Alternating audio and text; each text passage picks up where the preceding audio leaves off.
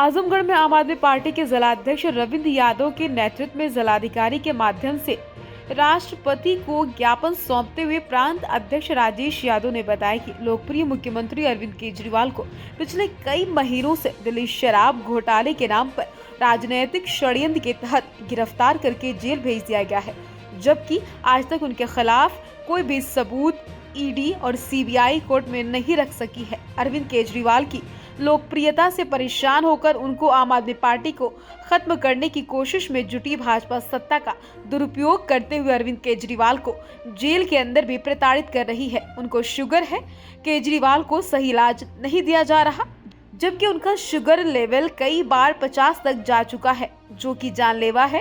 अरविंद केजरीवाल का दोष इतना ही है, वो जनता के हित में दिल्ली में शिक्षा, स्वास्थ्य, सुरक्षा जैसे क्षेत्र में लगातार बेहतरीन कार्य कर रहे हैं और आम आदमी पार्टी की संपूर्ण देश में निरंतर बढ़ती लोकप्रियता है। हमारा नाम कृपाशंकर पाठक है। हम आम आदमी पार्टी के पंचायत प्रकोष्ठ के प्रदेश के उपाध्यक्ष हैं।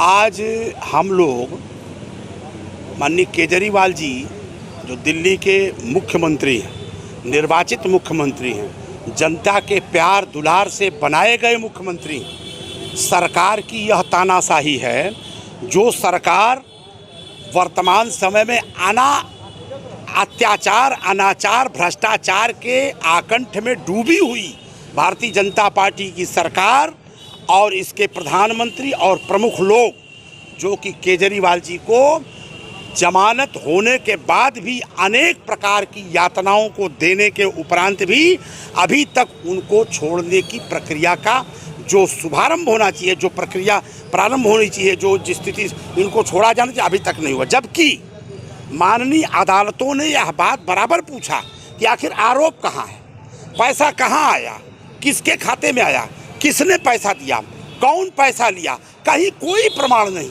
लेकिन बिला वजह का ये टार्चर करना, प्रताड़ित करना, भारत के लोकतंत्र को कलंकित करने का काम ये यहाँ के प्रधानमंत्री और भारतीय जनता पार्टी की जो भ्रष्ट आचरण में डूबी हुई, भ्रष्टाचार के आकंठ में डूबी हुई यह सरकार कर रही है। यदि मांगे नहीं पूरी तो क्या करें? देखिए, हम लोकतंत्र के सिपाही, राजनीतिक दल हमारा जो विकल्प है उसके माध्यम से हम जनता की सेवा करते हैं। और जब देश यह आज़ाद हुआ और उसके पहले तमाम नौजवानों ने फांसी के फंदे पर लटक करके इस देश की मर्यादा को बचाया, भारत माता के जो बेड़ियों में जकड़ी हुई थी उसको बचाया।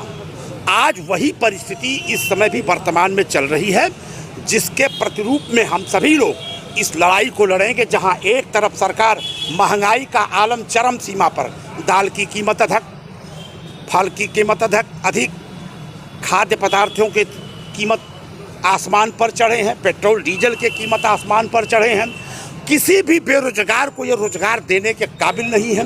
मैं ये पूछना चाहता हूँ, जब से इनकी सरकारें आई हैं ये बता दें कोई इंडस्ट्री उन्होंने लगाया हो? तमाम नौजवान 18 करोड़ बेरोजगारों को कहीं नौकरी दिया हो, रोडवेज में नौकरी दिया हो, रेलवे में नौकरी दिया हो, हाई डील में नौकरी दिया हो, बीमा कंपनी में नौकरी दिया हो, बैंक में नौकरी दिया हो। इन नौजवानों को धोखा देने का काम ये कर रहे हैं। केवल पुलिस की भर्ती, और पुलिस की भी भर्ती 12,000 के पब्लिक पर केवल एक सिपाही है। आप बताओ कि 12,000 की पब्लिक को एक सिपाही कैसे कंट्रोल करेगा? मिलिट्री की भर्ती में जिस तरह से छोटे छोटे बच्चों के जीवन को ये बलिदान कर रहे हैं, छोटे छोटे बच्चों के जीवन को बर्बाद कर रहे हैं। मैं पूछना चाहता हूँ, 22 बरस की उम्र में जब लड़का वहाँ से लौट करके आएगा अग्निवीर, तो वह इस देश में कौन सा काम करेगा? वह देश में जो तमाम प्रशिक्षणों के बाद यदि उसको रोजी रोटी का संकट होगा तो जिसके पास प्रशिक्षण होगा वो इस देश में क्या करेगा? यह पुलिस से मुकाबला बराबर या गृह युद्ध की स्थिति पैदा करेगा। इसलिए अंतिम बात कहना चाहता हूं, सरकार को चेतावनी देते हुए, हर लोकतंत्र के, भारत के हर नागरिक की जिम्मेदारी है कि चाहे वो जुडिशरी हो, चाहे वो पत्रकारिता के क्षेत्र का हो, चाहे वो किसी भी क्षेत्र का हो, उसकी अपनी मर्यादा है। वो अपनी मर्यादाओं के अंतर्गत रह करके काम करे, और सरकार की भी अपनी मर्यादा है, सरकार भी अपनी मर्यादा के अंतर्गत रह के काम करे। अन्यथा सब्र के पांव फिसल जाएंगे तो क्या होगा, दर्द से आह निकल जाए तो क्या होगा। अरे ओ इन गरीबों का, इन नेताओं का घर चलाने वालों, ये आग तुझको निकल जाए तो क्या होगा।